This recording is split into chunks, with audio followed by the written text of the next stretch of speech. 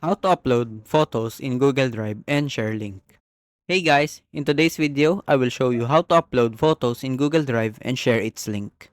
This should be a quick video since it's easy, so if it helps, make sure to leave a like and subscribe. And if you have any questions or suggestions, leave a comment down below. So let's jump straight into the video.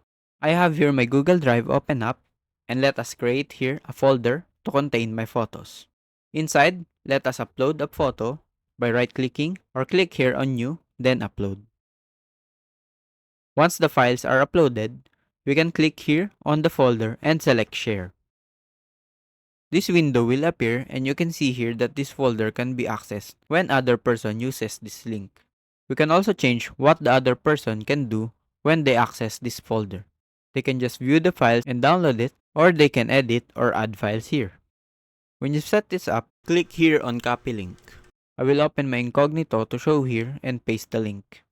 And we can see just the folder here is shared. So that's pretty much it. I hope this video helps you.